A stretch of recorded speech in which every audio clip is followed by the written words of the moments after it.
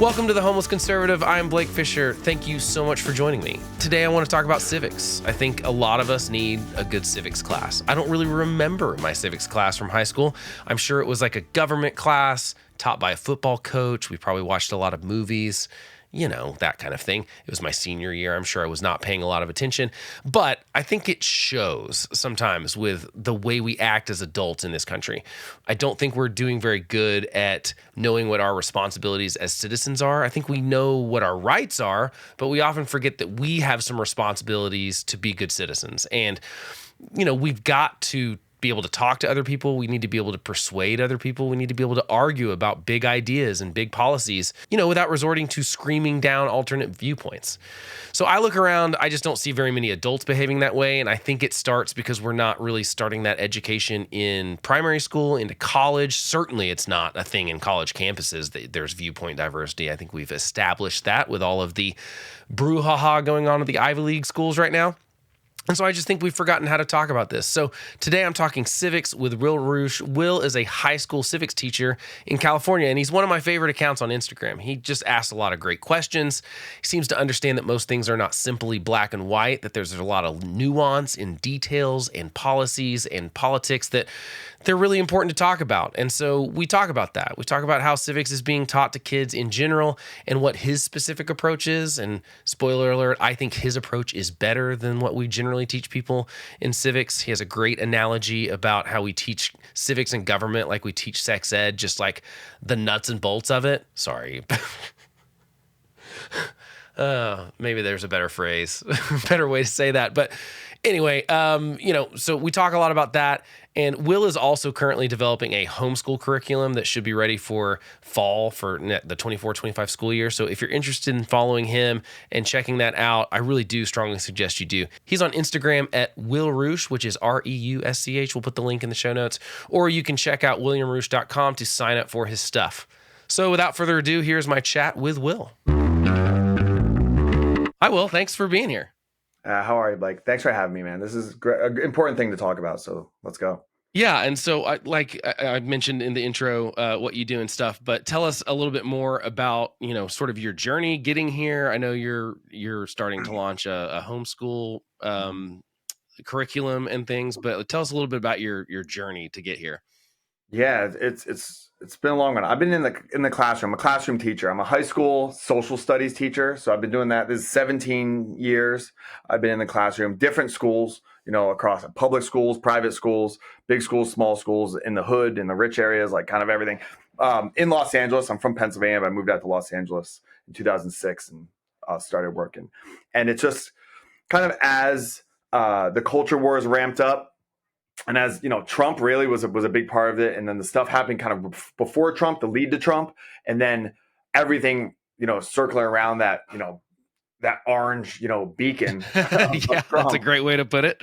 Is I just kind of took my classroom, what I was talking about in the classroom, and just put it online and started a social media account and a podcast where I was just talking about viewpoint diversity, because there was just so much division and so much you know, tension in America, and I just wanted to try and use education as a tool to try and fight that kind of division and push more curiosity and seek to understand one another a little bit better, and that's what I'm doing. And then you know, I grew this account that I have to the point where there's a lot of people who said that they wish they could have me as a teacher, their kids could have me as a teacher. Yeah. And I got enough of that over the years to say, like, all right, well, how would that be possible? So now I'm starting a homeschool curriculum that will be ready. I mean, it's one class at a time because it's just like me. Right. But starting this spring, and I'm really, really excited to be able to expand what I'm doing even further, because I think it's important to kind of do the Gandhi thing of being the change you wish to see. You know. Well, and homeschooling's becoming so rapidly popular over the last several years. I mean, it was kind of leading up to COVID, and then COVID was a huge spike in that, but it's continued since then. I think every year it's continued to grow as far as the number of kids being homeschooled. And I get it. I have 3 kids, and they're like 9 or 10, 7, and 3. So we're in elementary school and stuff. I'm almost the same. Okay, Yeah, awesome. 9, 6, and 2. I'm 1 year Oh, behind. awesome. You're just right behind me. Yeah. So, I mean, we fortunately transferred into a public school here that's a great district. They literally just like got awarded like the best district in the metro and one of the best in the state. So we're super happy, but we are surrounded by friends that are like either in districts that they go like, I don't know, we don't know if we want to do this, but it's like, do we want to pay for private school? And so we have several friends that are our neighbors are doing homeschooling and stuff. So it's definitely catching on. Seems like a lot of people are doing it. My sister started doing it this year. So it's great to have other external resources because I'm sure that's something that parents are like scrambling to be like, well, I don't feel like I'm equipped to teach this stuff. So that's cool that you're doing that. Yeah. So Thanks. as far as like in the civics kind of social studies area, when you started, so when you move out to LA and you're teaching civics, and I mean, I'm just judging by your social media content that like, I assume you're a pretty good teacher just because I like the way you're asking questions and you're really posing stuff as like, I feel like you're playing devil's advocate all the time of going like, yeah, here's this thing that everyone seems to agree on, but you know, have we thought about it from this angle? What kind of response did you get from that from the kids specifically? Was it good, bad? I've always had, no matter what, like, I mean, whether it's like, gangsters who are 15 years old with neck tattoos and girls with, on their second or third kid in high school or whatever it is, all the way up to these, rich kids. I've had kids that were like actors and stuff like that and lived in Beverly Hills. I've been able to have great connections with my students. I mean, it's been awesome how successful I've been on having good relationships with all these different diverse kids. I think what it is I see my job as like, you're going to go through life. You're going to have all these different decisions. You're going to have all these like doors to go through. So do you want door A or door B? And I see my job as explaining to you, here's what's behind door A. Here's what's behind door B. Here's the good things about door A. Here's the bad things about door A. Here's the good things about door B, bad things. You make your choice up. I'm not telling you what door to go through, though. And I think that teenagers like that. Like, I'm giving them their autonomy to make their own decisions. Like, I honestly don't care if you really want to start doing heroin or something like that. Okay, this might be one of those ones where you're like, wait, how do I take this out? But if you want, like, if you can articulate, what this would do, what's the dosage, why you're doing it, what it's going to do to your body, and all that kind of stuff, like, it's your life. Who am I to tell you what you can and can't put in your body, things like that. It's kind of a libertarian approach to teenagers. And because of that, I think the way that I've been received by my students has been really positive over the years. That's interesting. Did you ever get any pushback from, because it sounds like I would say that you're more open-minded than the stereotype of public school teachers in California would be. Did you ever get pushback from parents or staff about like letting kids kind of figure this kind of stuff out on their own and asking tough questions?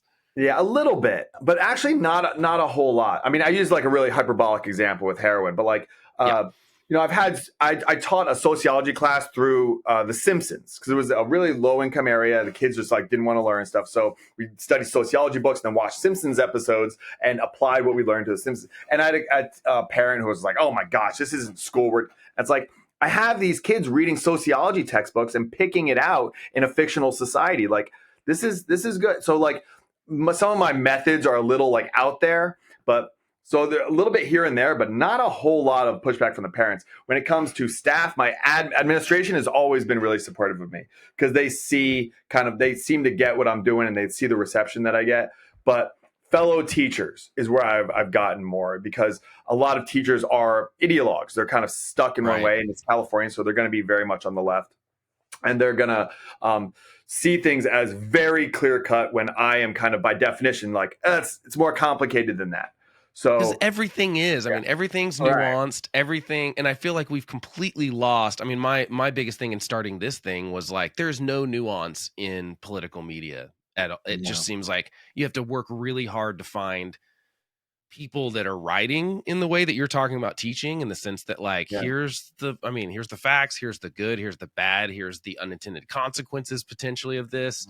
And it's just, it just is. You talked about Trump being sort of a catalyst for it. I mean, it felt like there was, I don't think Trump was the cause for a lot of this stuff, but it did seem like the thing that solidified people into camps of like, well, if he's for it, I have to be against it. Or if they're for it, then therefore, I mean, like we're seeing this kind of with the Harvard resignation stuff of Klein Gay. It's like, well, because a conservative brought up the plagiarism thing, we can't, we got to fight it. Even though it's like, well, I mean, all of your standards that you have say that that's wrong. It's just that you don't like the messenger. And it feels really weird. And it feels like if we adults aren't doing a good job at this, it seems like we're not, I would say it seems like you're a rarity in that most people just want to teach people younger than them, like, this is my way and this is the right way.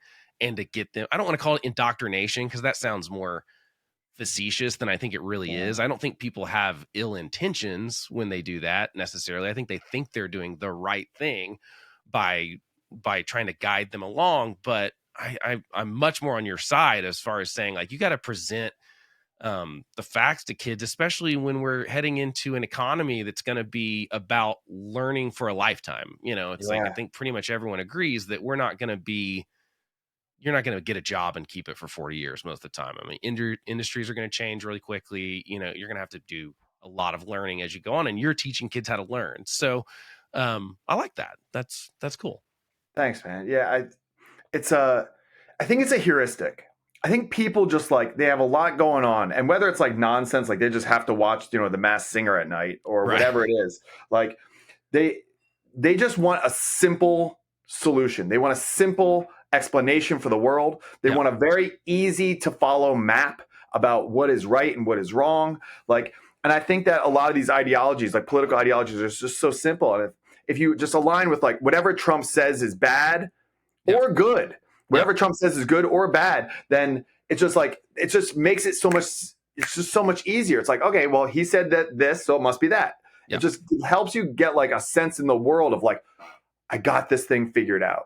And you don't. Like the world, it's really complicated. And you take these like big issues, abortion, guns, like election fraud, whatever it is. I mean, it's split almost 50-50 among the population for a lot of these things. So you can't just say that people who disagree with me are either ignorant or immoral. It can't be that simple that everyone who disagrees with you, we're talking about millions of people, including people with PhDs, people who, have grease under their fingernails, who are fixing your car and stuff like that. Like all of these different people from all the different areas, metropolitan areas and stuff like that, wherever, are just either all dumb or just bad. It's not that simple. So why follow a map that's overly simplistic? It's not going to get you to where you want to be. Yeah, that's kind of the way I think about it. I totally agree. So when it comes to like civics specifically, which is something that I think has just not been, I look back to, I graduated high school 20 something years ago, 2002. So I don't remember there being a lot of, I remember history, but I don't remember there being a lot of like, here's what your responsibility as a citizen is, and it feels like we've totally lost that in all, it seems like there is no talk from our political leaders or, taking the fact, like, it seems like everything is victimhood and everything is you deserve something. So whether it's like Biden trying to forgive student loans and people demanding that kind of thing, or if it's Trump with, his trade policies, like protectionist kind of stuff of certain industries and stuff, it seems like it's like you deserve this, but it doesn't seem like anyone's really asking for things from the American public of those sort of civic duties that the framers, I think, absolutely intended. You look at all their quotes and they're like very clearly like, hey, look, if we don't have a moral, sort of republic, like if the citizens are not moral, like this country can't stand, So what do you think is missing from, is it like curriculum just missing entirely? Is it that's not a focus of what education thinks is important, like in K through 12 stuff? Or where do you think that's left off? Because I think it seems like it's been going for decades, which means that we've got to not just, it's not like a problem with the youth. This is not me going like, oh, if you're younger than me, you're ignorant. This is like, I think leading up to my generation, even above me, that didn't learn this kind of stuff. Yeah. Did you have a government class? I remember having a government class in college that I really liked, but I don't remember. And I remember a government, but it was probably like one of those classes that a coach taught that was like, we were probably, I can't remember which history classes were what in high school. I remember there were more videos watched, more movies watched in high school history and government classes than And it doesn't seem like it was paired with like your Simpsons example of looking at stuff like that. So I don't know. Yeah. I mean, that's a commentary on school in general. But a lot of states have required a standard for government.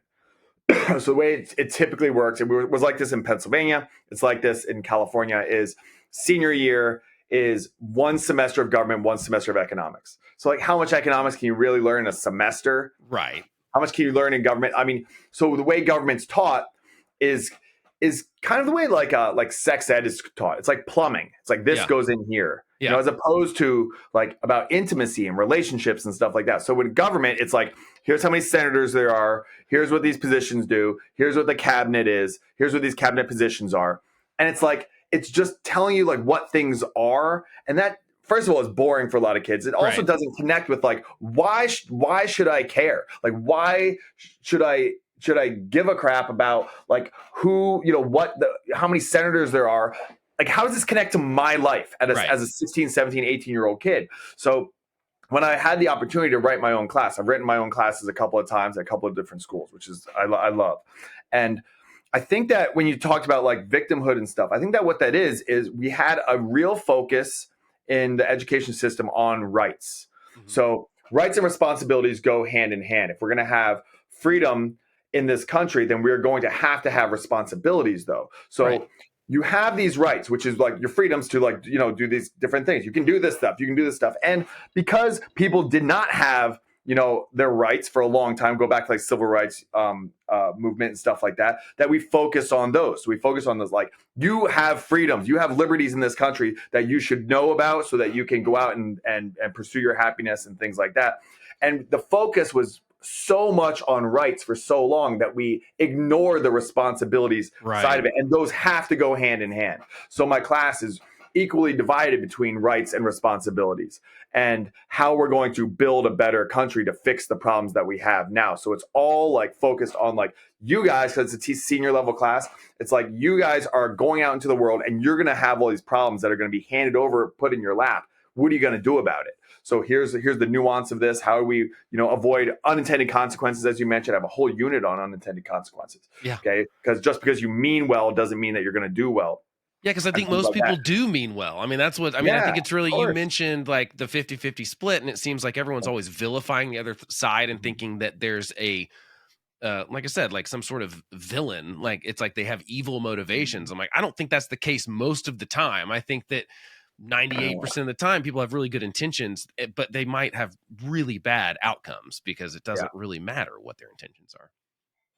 Yeah, for sure. I mean, so that's the stuff that I try to focus on a lot in the classes. Like, so I have little things that I have them do. Like, one is like a responsibility log that for 3 days, they're supposed to take full responsibility for the things that they see just in their immediate life. So like if they see, lunch garbage left out, that they have to clean that up. Yeah. You know, they see litter on the ground, they have to pick that up. You know, if there's dishes to be done at their house, then they do their dishes, you know, whatever it is, like take on that full responsibility. And then they talk about how it made them feel. Sometimes they're pissed off. They're like, man, everyone's so sloppy. No one cares. Sometimes they feel really good about themselves. Like, I'm making a change, you know, but just getting them in the habits of trying to solve problems and also taking responsibility for themselves. So I go beyond just like the civic duties that are kind of more cliche, like jury duty, maybe service in the military or something like that, voting, like that stuff's important. But I think the personal, like the intrinsic, not like, oh, I have to go do jury duty. It's more just like, I want to try and contribute to moving the country forward in the ways that I think it should be moved forward. So it gives them a little bit more autonomy, because what we see now is a lot of adults too are just like, the world's crazy, this country's going to hell, blah, blah, blah, blah, as opposed to like, well, what are you doing about it? Right. Like you said, be the change, you know? So I have issues with the education system. It's like, who am I just to sit back and complain about it? Like, I got to jump in and throw my hat into the ring and try and add something to that to fix that problem.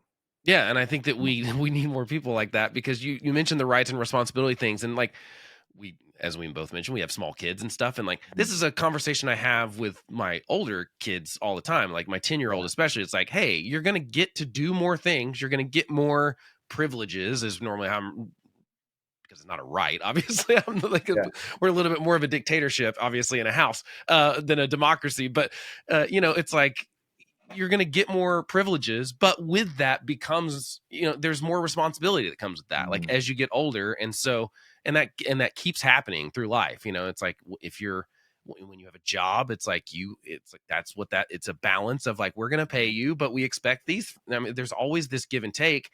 And it just feels like we're in this incredibly kind of selfish moment. And maybe everyone feels like this. It just feels especially like that now, that everyone just wants what they want without having to contribute. And so, it's like I think it's much harder to change people our age. As far as it's a little harder, we get a little more stubborn, but I think kids are a little bit more malleable, and it's good to try to do this stuff as early as possible and teach them about, because I mentioned, like, I have to argue with people all the time about, like, that's just not how it even works. This is like getting into the basic functionality of even government sometimes of, I'm sure I've not waded through your comment section as much as probably mine, but, I'm getting attacked all the time for stuff. And I'm like, that's just plainly illegal. Like, that's not possible. That's not how the Constitution works. That's not how the Senate works, or whatever we're talking about at the time. It's just like that. It just seems like there's a lack of knowledge of, and I think a lot of that starts with just people thinking the president can do whatever he wants. There's quite a bit of that I feel like, and to be fair, the people running for president often make promises that are not within their job description either. So, I talk a lot about local government, the importance of getting involved locally, because, your vote actually does matter a lot more on a local level. And a lot of things that can happen on the local level actually affect your life in really significant ways. I think that, in 2024 now, people grow up. I mean, it's not just teenagers or kids, it's adults too, but like, your life is so catered to yourself. Like, when I was a kid, when we were kids, we're like the same age, like, you didn't have to watch what's on TV when it came on. Yeah. If you wanted to listen to a song, you had to like go to the music store, go inside, buy the CD, come out, unwrap it, take it out, pop it in, pick the track. Like, it's so quick now. You get everything. Yeah. We have a self-centered society. Yeah. So of course, in a self-centered society, you're going to think, well, everything's catered for me. It's for me, for me, for me, for me. And if we have a whole society that's looking out for themselves in that way, I mean, look, I cover Ayn Rand and talk about, like, objectivism and kind of those like libertarian, leaning arguments in my class, the positives and the negatives of it. But you mentioned kids. Like, I give chores, and I give more chores to my oldest kid than I do for the younger one. It's like, well, you get to do things that they don't get to do. Right. And I've taken my two older boys to the park, and we go there and we clean up garbage. And I have them kind of recite, like, if we don't clean up this garbage at the park, and then they say, like, no one will, like, to instill in them, like, you can be a part. If you go, wow, this park's really dirty, someone should clean it up. It's like, you're someone. Yeah. And it's interesting how young people like that. Like, they like putting a little bit of extra responsibility on it, because then they see that their actions create a result. And I think a lot of school is kind of like a lot of people in corporate America is like just sitting there in your cubicle typing away. And then the end of the day comes, it's like, what do you have to show for it? What did I do? Like, well, nothing. Yeah. But if you go to the park, what do you have to show for it? It's like, this used to be filled with garbage. Now it's green grass. Like, you did that, and it gives them like, oh, okay, I can actually make a change and start that kind of snowball effect. And I think the problem for a lot of that, I'm going to guess, is that we want, because we're a little selfish, we want there to be a bigger result than that sometimes. Like, we want, like you mentioned, like doing the dishes, or like it might be totally thankless, like no one may know. But like, if everyone did that kind of stuff, we'd have a much better society. I mean, there's just no getting around the fact that if like everyone did little things like that, it'd make a big difference, and a big difference in things that we just expect, whether it be local government or the federal government or state or at any level. We just, like, I feel like now expect, it's like the opposite of libertarianism, as far as we just expect the government to take care of every little problem. So I think we've just gotten used to some of those things working well. Like, we expect when we put the garbage can on the curb that someone will come pick it up. And if that didn't happen, you'd be like, well, that's, but like, maybe we just expect too much sometimes from, it's just not possible for the government to possibly do that kind of much. That just we're giving them way too many responsibilities, and for the most part, they don't do it as well as if individuals just picked up their trash at the park. Yeah, look, if you're going to absolve yourself of all of the responsibilities that should fall on you and give them to someone else, whether it's a government or a corporation or whatever, like, and then you're going to complain about the way they're doing it. I mean, Yep. that's the trade-off. I mean, that's your decision. I mean, there's a lot of parents who just send their kid off to school and just like, whatever, they're teaching. And then they find out that the kid's getting indoctrinated with some crazy stuff. It's like, yeah, because you handed over raising your child with morals and things like that over to this institution or this teacher or whoever it is. They're going to do it their way, of course. So you have to make that decision for yourself. Like, how much do you want to get involved in whatever it is? Because if you see it as a problem, if you don't get involved, you're just going to, complain and not put forth any work? Like, you're just going to change a little black box, whatever, during like George Floyd stuff. That's not really going to do anything, Right. Yeah. Ross Perot had a great quote. It was, the activist isn't the one that says the river is dirty. The activist is the one who cleans the river. Yeah. And I try to push that kind of more idea on more of my students. It's like, activism requires activity. It's active. It's a verb. It's like, let's go out and do something positive. But I'm not going to tell you how to be an activist. I don't believe that teachers should be activists. I don't believe that teachers should tell kids to go out and make the changes that the teacher's telling them to make. Right. And it just feels like, I think it's clearly that's not happening at the college level for sure. Just like from, you just hear the stories all the time about, basically people are in fear of that. And obviously that leads, I don't think that that's probably happening in K through 12 as much, but I think that we're just saying, okay, K through 12, here's what you got to do. It's important that you go to college, and then they get to college and get told like, you can't have that viewpoint. And it feels like that's a little bit weird. And people are either just scared to speak up because they're like, it's not worth the retaliation that I'm going to get because of this. And so, it just feels like people are, and I think the bigger problem, this is just my theory on stuff, is that for the most part, people are just memorizing the bullet points of their side and never really thinking much deeper about that. So what I like so much about your channel on like Instagram and stuff is that you're often like presenting questions that anyone will find uncomfortable a little bit, because you're going like, hey, what about this thing about like your thing today about like Bush and Trump or whatever, who's the better or worse president, just policy wise and stuff. It's just interesting stuff that I think most people don't ever even think about, because they've memorized the little list of things that they're supposed to say without really thinking about why. And even you mentioned like how many senators we have and the boring way of teaching government. That doesn't work if you don't explain it. It's like, well, the reason we set up this system is so that like you had, representation in the House in a certain way, and the Senate, the states wanted to have, equal representation, didn't matter the size of the state and stuff. Most people just have never learned that. And you point that out to them, they're like, yeah, no, this was on purpose. Like, this is hard on purpose. Because they didn't want us, like populism kind of taking over and a slim majority being able to control everyone else kind of thing. But it just seems like that's not something that's being, like I said, these are people I'm arguing with that are my age or older a lot of times. So I go, okay, we've been maybe not teaching this well for a really long time. Okay, so if you had a magic wand and you could like, I don't know, pretend you are the czar of education, like what would you change specifically? Just specifically in this area around civics and government and kind of teaching people about like, this is the form of government we have. This is why. Like, what would you change about it that you think that like would facilitate as like more good than bad? Yeah, it's hard because I'm careful about mandating stuff. Like, I think that like there's an organization called like Service Year Alliance, where basically after high school you should do 1 year of service, and it could be military, but it could be cleaning up parks, it could be whatever, like a formal year of service to the country. But mandating that is, I think, a problem. Like, again, that goes kind of, that's anti-American to like force people to do it. But I think promoting things like that. I love the idea of promoting that kind of thing, though, because I think that college has become a lot of like an extended adolescence thing for a lot of people. 100%. And we're basically like graduating people from college at 22, 23, whatever.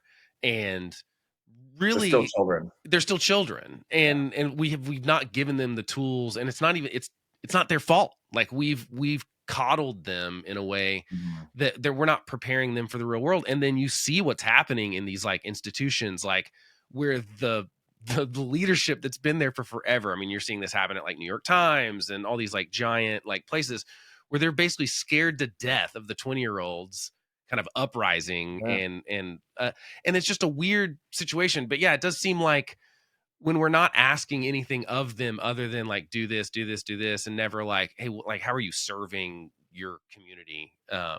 It does seem like something that would be really good. I agree with you. It couldn't be like mandated, I don't think, but No. it would be a great thing to encourage a program that encouraged that.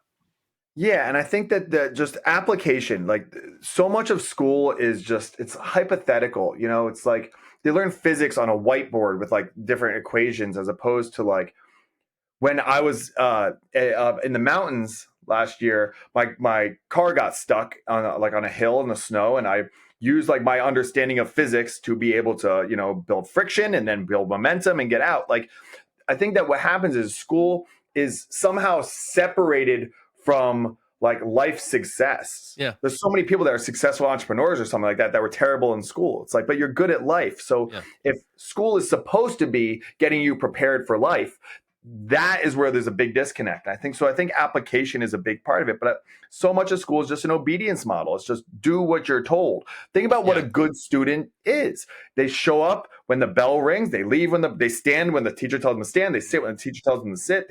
The teacher says stuff and they can repeat it back. Like they're just robots, and that's not building like leaders. And I think that could conspiracy theory, tinfoil hat, like by design. Do you want free thinking people kind of clamoring for your job and stuff like that? No, you just want workers. You want good citizens who will just do what they're told by the government. And when people are going through adolescence, then they kind of push back in like really disjointed ways because they're not great at it.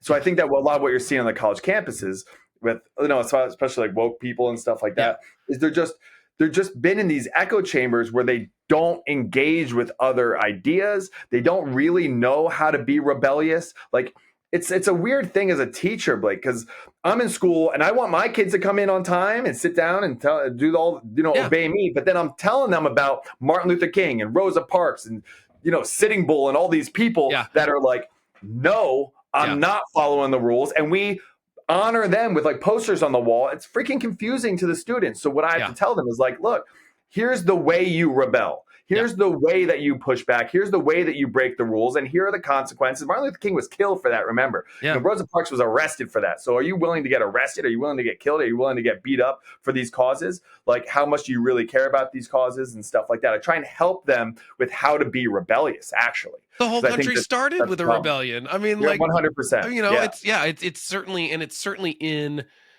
like Americans' it's super blood, American. In a way. I mean, like I even one podcast I listen to mentions that like I guess Canada and the United States both like passed legislation that said we're going to take up the metric system, I guess in the 70s or whatever, and Americans were just like, no, like we're not going to change.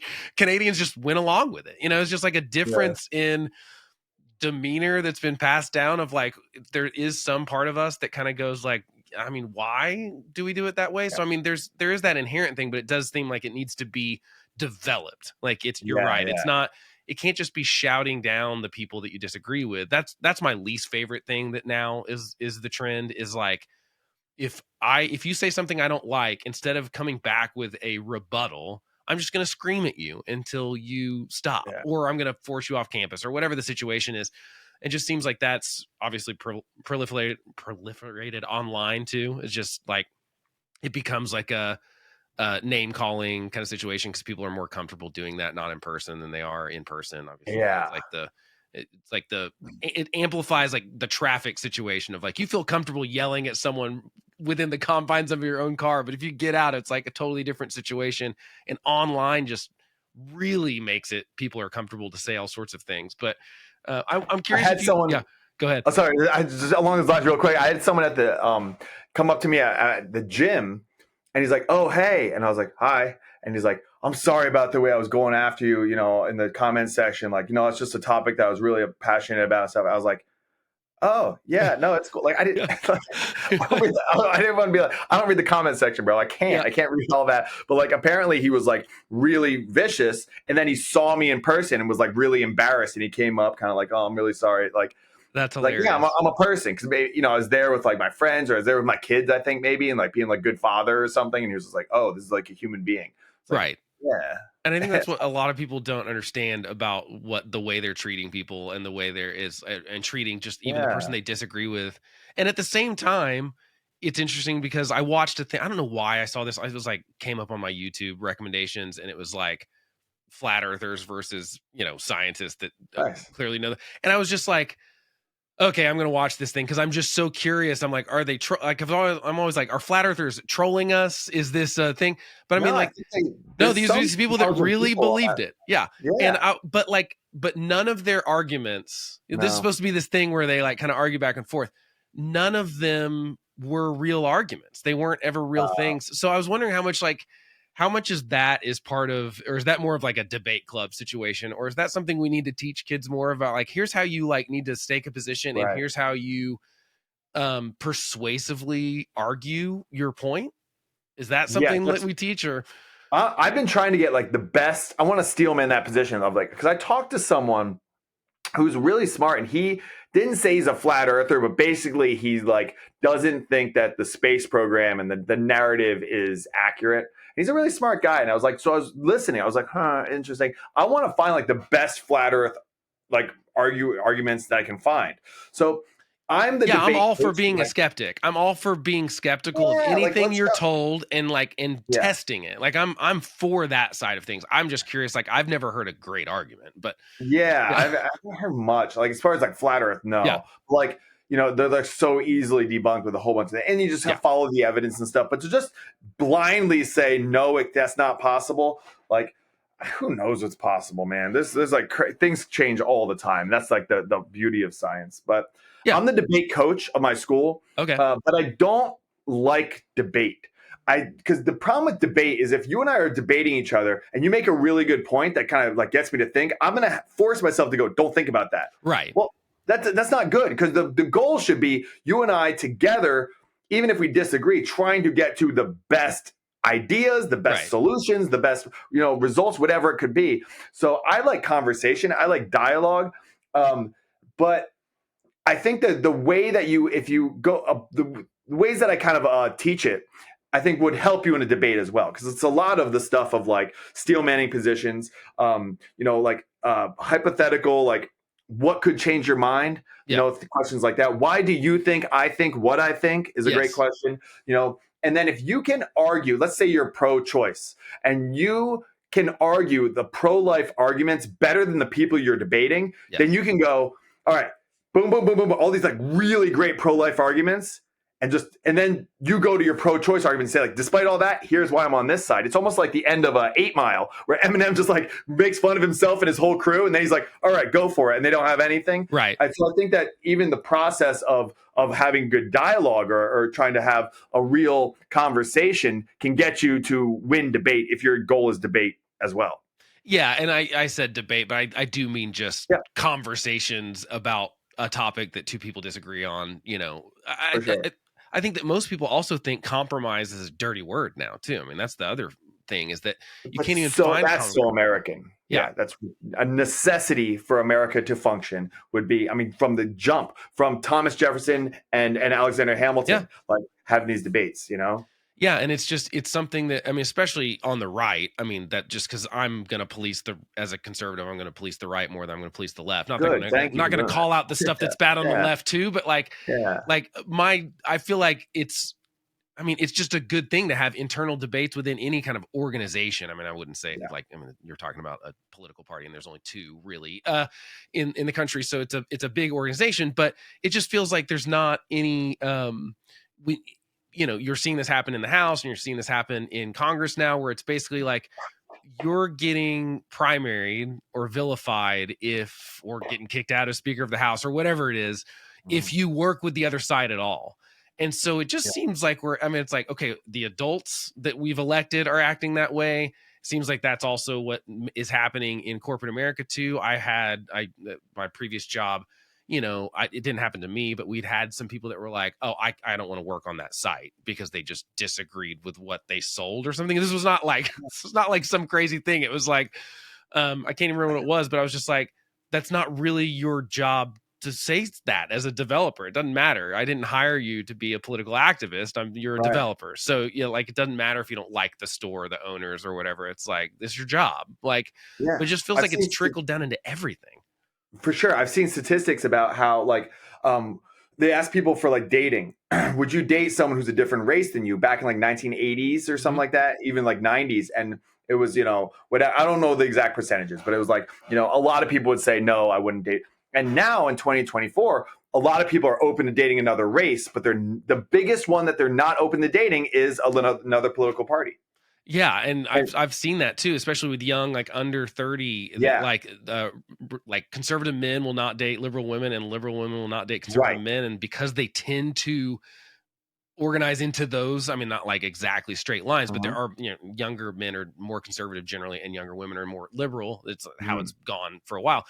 You're like, that's going to have consequences, like really long-term consequences, right? It's a huge one, because people ask me, like, because I'm like the viewpoint diversity guy. And like, people ask me, how did I become this way? Was I always this way? I wasn't. It's because I met my wife. Mm-hmm. And my wife is from a very different culture. She was, born in a different country. She's, very different just in her personality. She's an extrovert. I'm an introvert, like all just like down the line. And then politically very, very different. But I love her. She's my favorite person on the planet. So how could someone that sees, these issues so differently than me be my favorite person on the planet? And that opens me up to go, okay. Because I was always more left and my wife is more conservative. And I was like, So I met her family, and they were conservative, but they were like really good people. And I was kind of in this idea, like we said, of like, those are the bad guys and those are the uncaring ones. I was like, oh, they do a lot of things that's way more caring than like my side does, like, or my family does. Like, oh my gosh, like this is crazy. And that threw me for a crazy loop that opened my mind up to lead me down the pathway to what's become now my career. So I think that, I think it's a real problem if you're only going to be dating people and spending, committing your life to people that think the same way as you on these really complex issues. Then you're going to naturally make these complex issues simplistic, and then you're going to go out into the world, because you're going to be in an echo chamber within your own home. Right. You're going to go out in the world thinking like, obviously it's this one that's right, when half the world, or half the country anyway, is going to see it the other way. Then you're going to be blind, grossly ignorant and blind. You're gonna have massive blind spots about what the other perspective is. And I think that's a real problem, and that's an interesting trend that we're seeing. Well, I think a lot of that is just how I feel like we've turned every issue into a life and death. Like, this is the most important thing. I'm so tired of hearing this is the most important election of our lives, because we hear it every single election I've ever been alive for. Every single one has been the most important. It's crazy. I mean, statistically, it doesn't seem possible for me to be alive for every important election in our lifetime. But, it's like, it does seem like we as a society are putting way more importance on politics than it should be. And I'm a political junkie. I enjoy it. I like reading. I mean, all the books I read are like social sciences and political science. Yeah. I'm a dork for this kind of stuff. But I don't think it would be bad if everyone was like me. I would not encourage people to even be as into it as I am for the most part. It's like a thing that interests me, but I don't think it's not that I think I'm unhealthy, but I don't think it would be healthy if everyone paid attention to it. Like, we should be able to elect representatives and send them off and not have to pay attention to every single thing that they do. Yeah. And then check in every couple of years and make sure that, like, hey, are they doing the job I think they should do? Like, we shouldn't have to pay attention to politics on a daily basis, but it does feel like something that, because everyone says these are life and death issues constantly, so every issue is the most important issue, every election is the most important election, I think it only gives you two options. You either go all in, and you have to, and generally if you go all in, you're going all into one side or the other, and you're just digging your little foxhole, or you just totally check out, which I think is, I don't know which one's worse, because like the checkout amount, I mean, the people that say that they don't want Biden or Trump in 2024, it was like 70% earlier in 2023.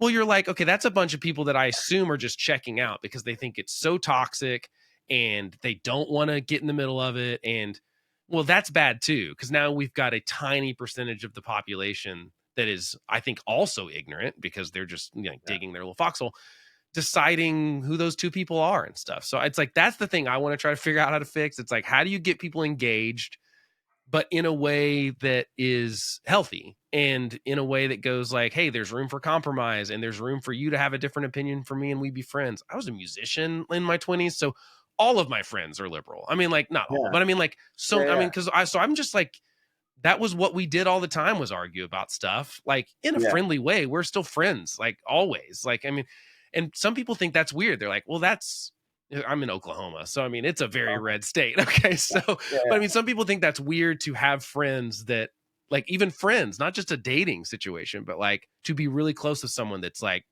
politically opposite of you. And I just go like, I think that would be a boring way to live life, is to be surrounded by people and only go to businesses that I agree with. And to, and I feel like in church, this is a thing that's happening too, is like the COVID, I feel like, was a huge spike in, like, I mean, church attendance is already going down, but it seemed like there was a huge division of like, well, we don't think you handled this well, so we're leaving. I mean, I saw that at our church and stuff. And it just feels like, man, that's like, I think we're not giving anyone the benefit of the doubt that, like, maybe they're trying their best and maybe they have a different opinion. And instead of having a conversation about it, it seems like we're just going like, well, I'm washing my hands of this and walking away. I don't know how to solve that though. I mean, but it seems like starting with kids is a good place to start rather than people in their 30s. Yeah, there's a lot to that. Like, we're a reality show country now. Yeah. So my friend Rob Monsey is a filmmaker, does really cool, like, political shorts and stuff on YouTube. But he did one about how Trump was inevitable because we became this reality show. The president, all of politics is a reality show. So then, the president grew in power since FDR and stuff like that. And then it grew in like attention and celebrity, Bill Clinton and Monica Lewinsky. And then, like, who's a bigger celebrity than Obama? He was like the ultra movie star, essentially. Yeah, it was like this messianic politician sort of thing. I mean, like George Clooney was like, "Ooh, can I get a picture with?" So what, you're gonna get someone who loves power and wants to be in charge, and someone who loves celebrity. It's like Donald Trump, man, of course. Okay, so when Trump was elected, I had students who were crying. There were teachers at my school who were crying in front of the class, and then there were students who were crying. What I said to them, I pulled them aside. I was like, "Whatever you think that Donald Trump is gonna prevent you from doing, whatever good in the world that Donald Trump is going to prevent you from doing, don't let it happen."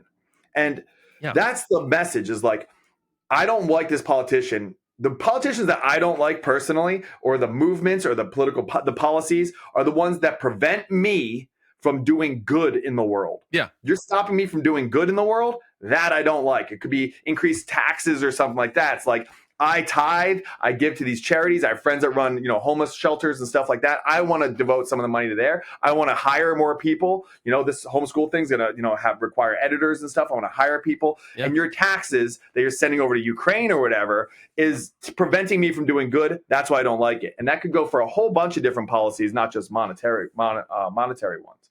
But, this idea of them being your enemy or something. 2 books that I require for my civics class for like summer reading is The Righteous Mind by Jonathan Haidt, which is really, really good about understanding the different morals, the moral foundations that conservatives and liberals have. So you'll understand that people aren't immoral.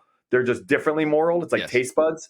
And then the other one is Love Your Enemies, an Arthur Brooks book about how, when you have friends that think differently than you and that you love them, then you have to wrestle with the fact of like, this person's a good person, yet they think differently than me on this topic. That's interesting. I give an example.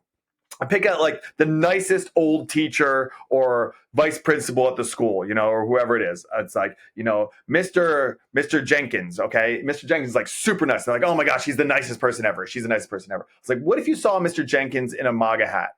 You have really 2 choices. One is, MAGA people are not what I thought they were, because Mr. Jenkins, I've known him for 8 years and he's like the nicest person ever. Or Mr. Jenkins, the person that I've known for 8 years and have had a lot of positive experiences with, is not who I thought he was. He's actually bad because he supports this person. Which one seems more logical to you? And obviously the first one's more logical. So then now you have to wrestle with like the narrative you've been told about MAGA people might not always be true. And that could go for anything. Someone wears like a Black Lives Matter shirt, same exact thing as the MAGA thing. And you go, interesting. So Mr. Jenkins is really smart. He's a really nice guy and he's wearing a BLM shirt. Like, what's going on here? Yeah, that's a great question. Don't be rhetorical. Like, actually ask that question. Like, how could you support this thing that I see as in this way? You're a really smart, careful, and caring person. How could that be? That what a great place to go. In better understanding the world. Yeah, and it seems like the other thing that makes me like scared of that is that I think most people are then self-censoring because they're worried about wearing the MAGA hat in that situation or whatever, even if. Or the whatever, or posting the thing or saying the thing or whatever the situation is, or just speaking up. I think that we're getting to a situation where, because only like kind of these fringes, like you have to be basically like, all in on something to be going to a protest or holding up a sign or wearing the hat or whatever. And I feel like there's a lot of people that have opinions or want to talk about stuff, but they're like so scared to, because they're like, well, that person will think less of me. Especially if you're whatever, a Trump supporter in a blue state or, Biden supporter 100%. In a red state, or like, because we're even self-sorting where we live now. I mean, it's like you're seeing this happen, like, generally like these counties are getting more and more safe for like congressional seats. It's like they are getting redder and bluer. They're not getting purpler. I mean, that's just is purple. I don't think purpler is a word, but they're not. That's not the direction things are going. You would think that would naturally happen, especially in urban areas where, but it's not. It's like people are going, well, if I'm going to decide where I'm going to live, like the first check is like, is it red or blue? Is it, and that feels like a weird way to do it. And I don't think that at the founding of our country, they would have expected things to be like. I think if they could have looked into the future and seen some of this, they'd be like, that's not what we meant to do. Like in some situations, it just feels like it was all about the argument back then. It was always about like the discussion. Everything was a compromise. You mentioned it, like the Constitution and, just like reading the Federalist Papers and all that kind of stuff. Yeah. Everything was a discussion about like, that was literally just a persuasion campaign, the Federalist Papers, to be like, hey, like, we know some of you are like you're on the fence about this, or you think this is a bad idea. Here's why we think it's a good idea. And I just feel like no one's talking about ideas and no one's talking about policies, where it's really just become like a cult of personality of, and I certainly see it with Trump, and there's no doubt, because there's either people that are Trump derangement or sort of I don't know what the version of it we call it, but everything he says is right. Yeah. Like this is the same thing. Yeah. The sycophants kind of thing. But I think it started absolutely with, I agree with Obama. I mean, to me, there was like that started there too. And like, that was the first one in my life. Cause I felt like George W. Bush was a little bit more like, I felt like the Iraq war was the thing that really divided people. And that was the wedge. Yeah. I felt like that was the wedge that then they saw everything else George W. Bush did as good or bad because of that. It was like a defending of the side. But Obama, I felt like, was really the first one. And like I said, I'm sure there's plenty of examples from before I was, conscious of these things. But it did feel like the first one that was like, oh, he's our savior kind of thing, or I'm on his side just because of him. It really had nothing to do with anything else, or I'm against him because of him. It really didn't feel like it was about policy all of a sudden. And it just feels like we've lost that ability to understand that this stuff's gonna matter. Like these kids that you're teaching are gonna be the ones that have to deal with Social Security going insolvent or Medicaid running out of money. And like, and frankly, Biden and Trump will be dead when that happens, probably in the 2030s, so they're not going to have to deal with the consequences of their actions at all. But, these kids you're teaching will, and I think it's important, and I'm glad you're doing the work, and appreciate it, Thanks, man. Yeah. The biggest thing that I'm fighting is apathy. It's just indifference. It's just like, it doesn't matter. None of it matters. Is like, I believe, the book that I close out my class with is Man's Search for Meaning, the Viktor Frankl book. And that seems to be really important. It's connected with all the issues that we have in society with like nihilism and suicide and drugs and anxiety and depression. Oh, gosh, like, you have an assignment. You have an assignment what is your assignment? And it could be, if you're like a Christian, then it would be like, to go, bring people to Jesus. If it's whatever if it's like, environmentalism, then it's like to go out and clean things up. If it's like energy, if it's making, even if it's like, making money, it's like, all right, well then go out and start serving people, not just like go, start manipulating markets and stuff like that. So whatever it is, I want my students to feel like they have an assignment for their life. Like they have a meaning, they have a purpose, they have a goal. Like, okay, let's do this. Like you're here for a reason. Now figure out what that is and then go hustle to try and do it. And hopefully that goal is aligned with making the world a better place. Like that seems like do you have something better to do? I tell my students all the time, like, you have something better to do than try and make the world a better place. So it's complicated how to do that. It's not simple. If you think it's very simple on how to do that, then you're probably wrong. And then I'll play the devil's advocate role like I do on social media and stuff in my classroom. That's awesome. Thanks so much for coming on, Will. Will, tell us like how we follow you and stuff on and how we find your homeschool material and stuff. Yeah, thanks. So on Instagram, it's just my name, Will Reusch. I have podcast, Cylinder Radio, kind of focused on the homeschool stuff right now, but there's a whole bunch of episodes. There's like 160 episodes covering every kind of controversial topic that you can find. Not flat Earth yet, but I'm trying. Okay. Let me know when that happens. I'd love to listen. Man. I want to find someone that like makes a compelling argument. I've just never heard one. Me too. Yeah. I do too. Yeah. And then I also have websites, just my name, just williamreusch.com. And that has a whole bunch of free downloads and stuff like that. And then I will have my my homeschool on there, but you can sign up for the wait list and check it out. And I'm going to be giving a freebie, like one of the lessons for free soon, so people can get kind of like a feel for it. And then the plan is to have it ready to go for the 2024-2025 school year. So that's awesome. I'm really, really excited. Well, I wish you the best of luck. It sounds like it's going to be really great, and I'm excited about more people learning from your teaching. Thank you very much. Thanks for bringing me on, man. It was a great conversation. Thanks a lot.